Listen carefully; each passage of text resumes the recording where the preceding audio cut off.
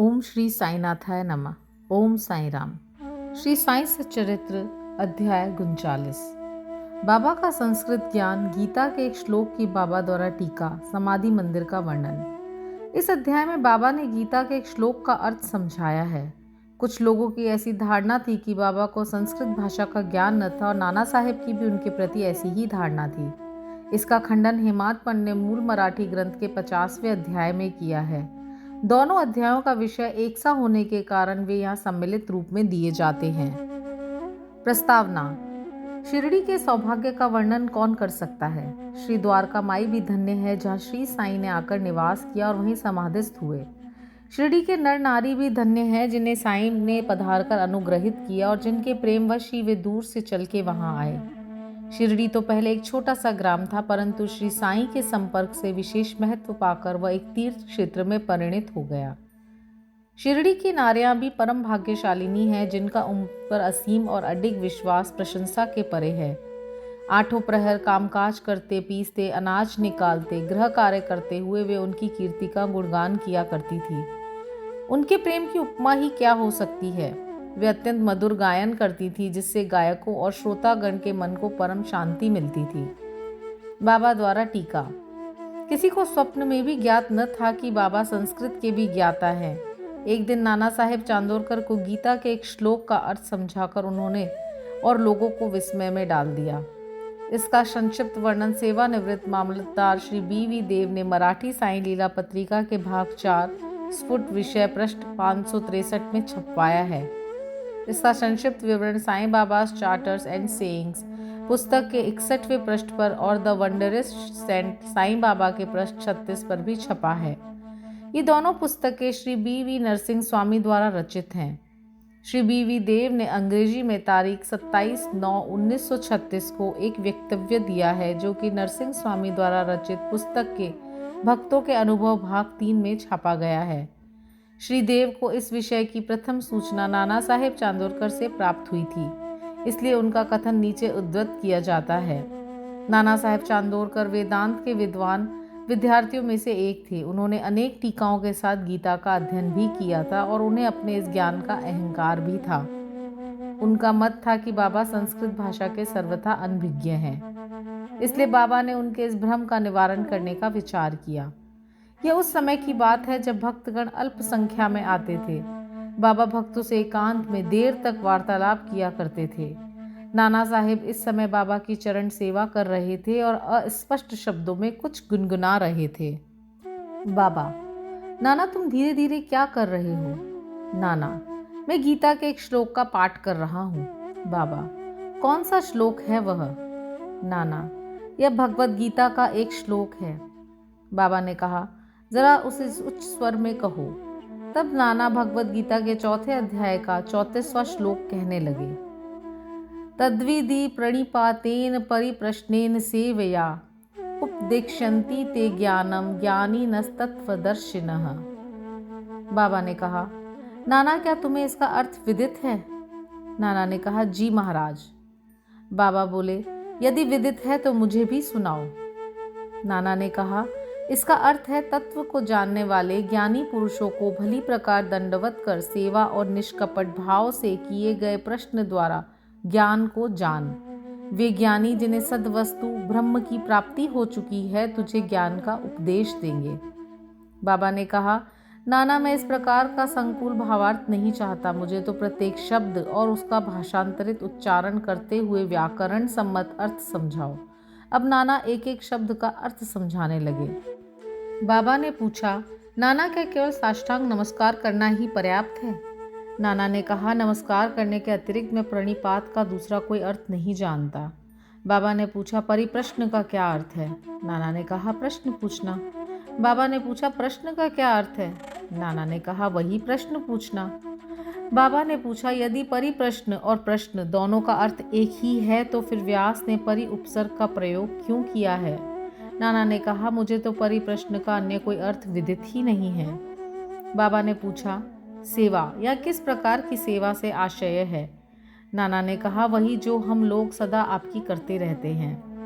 बाबा ने पूछा, क्या यह सेवा पर्याप्त है। नाना ने कहा, और इससे अधिक सेवा का और कोई विशिष्ट अर्थ मुझे ज्ञात नहीं है। बाबा ने पूछा, दूसरी पंक्ति के उपदेशन्ति ते ज्ञानम में क्या तुम ज्ञानम शब्द के स्थान पे दूसरे शब्द का प्रयोग कर इसका अर्थ कह सकते हो? नाना ने कहा, जी हाँ। बाबा ने पूछा, कौन सा शब्द? नाना ने कहा, अज्ञानम। बाबा ने पूछा, ज्ञानम के बजाय उस शब्द को जोड़कर क्या इस श्लोक का अर्थ निकलता है? नाना ने कहा, जी नहीं, शांकर भाष्य में इस बात की कोई व्याख्या नहीं है। बाबा ने कहा, नहीं है तो क्या हुआ? यदि अज्ञान शब्द के प्रयोग से कोई उत्तम अर्थ निकलता है तो उसमें क्या आपत्ति है? नाना ने कहा, मैं नहीं जानता कि उसमें अज्ञान शब्द का किस प्रकार प्रयोग होगा। बाबा ने पूछा, कृष्ण ने अर्जुन को क्यों ज्ञानियों या तत्वदर्शियों को नमस्कार करने, उनसे प्रश्न पूछने और सेवा करने का उपदेश किया है? क्या स्वयं कृष्ण तत्वदर्शी नहीं थे, वस्तुतः स्वयं ज्ञान स्वरूप? नाना ने कहा, जी हाँ, वे ज्ञान अवतार थे, परंतु मुझे यह समझ नहीं आता कि उन्होंने अर्जुन से अन्य ज्ञानियों के लिए क्यों कहा। बाबा ने पूछा, क्या तुम्हारी समझ में नहीं आया? अब नाना हतप्रद हो गए, उनका घमंड चूर हो चुका था। तब बाबा स्वयं इस प्रकार अर्थ समझाने लगे, ज्ञानियों को केवल साष्टांग नमस्कार करना पर्याप्त नहीं है, हमें सद्गुरु के प्रति अनन्य भाव से शरणागत होना चाहिए। केवल प्रश्न पूछना पर्याप्त नहीं, किसी कुप्रवृत्ति या पाखंड या वाक्य जाल में फंसाने या कोई त्रुटि निकालने की भावना से प्रेरित होकर प्रश्न नहीं करना चाहिए, वरन प्रश्न उत्सुकता पूर्वक केवल मोक्ष या आध्यात्मिक पथ पर उन्नति प्राप्त करने की भावना से ही प्रेरित होकर करना चाहिए। मैं तो सेवा करने या अस्वीकार करने में पूर्ण स्वतंत्र हूँ। जो ऐसी भावना से कार्य करता है वह सेवा नहीं कहा जा सकती। उसे अनुभव करना चाहिए कि मुझे अपने शरीर पर कोई अधिकार नहीं और इस शरीर पर तो गुरु का ही अधिकार है और केवल उनकी ही सेवा के निमित्त वह विद्यमान है। इस प्रकार आचरण करने से तुम्हें सद्गुरु द्वारा ज्ञान की प्राप्ति हो जाएगी, जैसा कि पूर्व श्लोक में बताया गया है। नाना को यह समझ में नहीं आ सका कि गुरु किस प्रकार अज्ञान की शिक्षा देते हैं। बाबा ने कहा, ज्ञान का उपदेश कैसा है, अर्थात भविष्य में प्राप्त होने वाली आत्मानुभूति की शिक्षा। अज्ञान का नाश करना ज्ञान है। गीता के श्लोक 19 से 66 पर ज्ञानेश्वरी भाष्य की ओवी 1396 में इस प्रकार वर्णन है, हे अर्जुन, यदि तुम्हारी निद्रा और स्वप्न भंग हो तब तुम स्वयं हो। वह इसी प्रकार है। गीता के अध्याय 5 से 16 के आगे टीका में लिखा है, क्या ज्ञान में अज्ञान नष्ट करने के अतिरिक्त और कोई भेद भी है? अंधकार नष्ट करने का अर्थ प्रकाश है। जब हम द्वैत नष्ट करने की चर्चा करते हैं तो हम अद्वैत की बात करते हैं। जब हम अंधकार नष्ट करने की बात करते हैं तो उसका अर्थ है कि हम प्रकाश की बात करते हैं। यदि हम अद्वैत की स्थिति का अनुभव करना चाहते हैं तो हमें द्वैत की भावना नष्ट करनी चाहिए। यह अद्वैत स्थिति प्राप्त होने का लक्षण है। द्वैत में रहकर अद्वैत की चर्चा कौन कर सकता है? जब तक वैसी स्थिति प्राप्त न हो तब क्या उसका कोई अनुभव कर सकता है? शिष्य श्री सद्गुरु के समान ही ज्ञान की मूर्ति है। उन दोनों में केवल अवस्था, उच्च अनुभूति, अद्भुत अलौकिक सत्य, अद्वितीय योग्यता और ऐश्वर्य योग में भिन्नता होती है। सद्गुण निर्गुण निराकार सच्चिदानंद है। वस्तुतः वे केवल मनुष्य जाति और विश्व के कल्याण के निमित्त स्वेच्छापूर्वक मानव शरीर धारण करते हैं, परंतु नर देह धारण करने पर भी उनकी सत्ता की अनंतता में कोई बाधा उपस्थित नहीं होती। उनकी आत्मोपलब्धि, लाभ, दैविक शक्ति और ज्ञान सदा एक से रहते हैं। शिष्य का भी तो यथार्थ में यही स्वरूप है, परंतु अनगिनत जन्मों के कारण उसे अज्ञान उत्पन्न हो जाता है और उसी के वशीभूत होकर उसे भ्रम हो जाता है तथा अपने शुद्ध चैतन्य स्वरूप की विस्मृति हो जाती है। गीता का अध्याय 5 देखो। अज्ञाने नावृतम ज्ञानम नेमुहन्ति जन्तवः।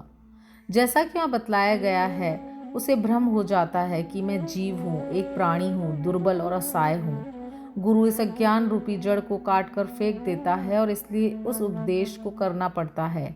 ऐसे शिष्य को जो जन्म जन्मांतरों से धारणा करता आया है कि मैं तो जीव, दुर्बल और असहाय हूँ, गुरु सैकड़ों जन्मों तक ऐसी शिक्षा देते हैं कि तुम ही ईश्वर हो, सर्वशक्तिमान हो, समर्थ हो। तब कहीं जाके उसे किंचित मात्र भास होता है कि यथार्थ में मैं ही ईश्वर हूँ। सतत भ्रम में रहने के कारण ही उसे ऐसा भास होता है कि मैं शरीर हूँ, एक जीव हूँ तथा ईश्वर और यह विश्व मुझसे एक भिन्न वस्तु हैं। यह तो केवल एक भ्रम मात्र है जो अनेक जन्म धारण करने के कारण उत्पन्न हो गया है। कर्मानुसार प्रत्येक प्राणी की सुख दुख की प्राप्ति होती है। इस भ्रम, इस त्रुटि और इस अज्ञान की जड़ को नष्ट करने के लिए हमें स्वयं अपने से प्रश्न करना चाहिए कि यह ज्ञान कैसे पैदा हो गया, वह अज्ञान कहाँ है, और इस त्रुटि का दिग्दर्शन कराने को ही उपदेश कहते हैं। अज्ञान के नीचे लिखे उदाहरण हैं। नंबर 1, मैं एक जीव हूँ। शरीर ही आत्मा है, मैं शरीर हूँ। ईश्वर, विश्व और जीव भिन्न भिन्न तत्व हैं, मैं ईश्वर नहीं हूँ। शरीर आत्मा नहीं है, इसका बोध न होना, इसका ज्ञान न होना कि ईश्वर, विश्व और जीव एक ही हैं। जब तक इन त्रुटियों का उसे दिग्दर्शन नहीं कराया जाता, जब तक शिष्य को यह कभी अनुभव नहीं हो सकता कि ईश्वर, जीव और शरीर क्या है और उनमें क्या अन्योन्याश्रित संबंध है तथा वे परस्पर भिन्न हैं या अभिन्न हैं अथवा एक ही हैं, इस प्रकार की शिक्षा देना और भ्रम को दूर करना ही अज्ञान का ज्ञानोपदेश कहलाता है। अब प्रश्न यह है कि जीव जो स्वयं ज्ञान मूर्ति है, उसे ज्ञान की क्या आवश्यकता है। उपदेश का हेतु तो केवल त्रुटि को उसकी दृष्टि में लाकर अज्ञान को नष्ट करना है। बाबा ने कहा, प्रणिपात का अर्थ है शरणागति। शरणागत होना चाहिए तन मन धन से, अर्थात अनन्य भाव से। कृष्ण अन्य ज्ञानियों की ओर क्यों संकेत करते हैं? सद्भक्त के लिए तो प्रत्येक तत्व वासुदेव है। भगवद गीता 1 अध्याय 7 से 19, अर्थात कोई भी गुरु अपने भक्त के लिए कृष्ण है और गुरु शिष्य को वासुदेव मानता है और कृष्ण इन दोनों को अपनी प्राण और आत्मा। भगवद गीता अध्याय 7 से 18 पर ज्ञानदेव की टीका। चूंकि श्री कृष्ण को विदित था कि ऐसे अनेक भक्त और गुरु विद्यमान हैं, इसलिए उनका महत्व बढ़ाने के लिए ही श्री कृष्ण ने अर्जुन से ऐसा उल्लेख किया। समाधि मंदिर का निर्माण। बाबा जो कुछ करना चाहते थे उनकी चर्चा वे कभी न करते थे, प्रत्युत आसपास ऐसा वातावरण और परिस्थिति का निर्माण कर देते थे कि लोगों को बाद में उसका निश्चित परिणाम देखकर बड़ा अचंभा होता था। समाधि मंदिर इस विषय का उदाहरण है। नागपुर के प्रसिद्ध लक्षाधिपति श्रीमान बापू साहेब बूटी सकुटुंब शिरडी में रहते थे। एक बार उन्हें विचार आया कि शिरडी में स्वयं का एक वाड़ा होना चाहिए। कुछ समय के पश्चात जब वे दीक्षित वाड़े में निद्रा ले रहे थे तो उन्हें एक स्वप्न हुआ। बाबा ने स्वप्न में आकर उनसे कहा कि तुम अपना एक वाड़ा और एक मंदिर बनवाओ। श्यामा भी वहीं शयन कर रहा था और उसने भी ठीक वैसा ही स्वप्न देखा। बापू साहब जब उठे तो उन्होंने श्यामा को रुदन करते हुए देखकर उससे रोने का कारण पूछा। तब श्यामा कहने लगे, अभी अभी मुझे एक स्वप्न आया था कि बाबा मेरे बिल्कुल समीप आए और स्पष्ट शब्दों में कहने लगे कि मंदिर के साथ वाड़ा बनवाओ, मैं समस्त भक्तों की इच्छाएं पूर्ण करूंगा। बाबा के मधुर और प्रेम पूर्ण शब्द सुन मेरा प्रेम उमड़ पड़ा और गला रुंध गया और मेरी आंखों से अश्रुओं की धारा बहने लगी, इसलिए मैं जोर से रोने लगा। बापू साहब बूटी को आश्चर्य हुआ कि दोनों के स्वप्न एक से ही हैं। धनाढ्य तो वे थे ही। उन्होंने वाड़ा निर्माण करने का निश्चय कर लिया और श्यामा के साथ बैठकर एक नक्शा खींचा। काका साहेब दीक्षित ने भी उसे स्वीकृत किया और जब नक्शा बाबा के समस्त प्रस्तुत किया गया तो उन्होंने भी तुरंत स्वीकृति दे दी।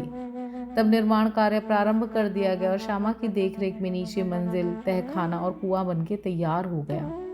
बाबा भी लेंडी को आते जाते समय परामर्श दे दिया करते थे। आगे यह कार्य बापू साहब जोग को सौंप दिया गया।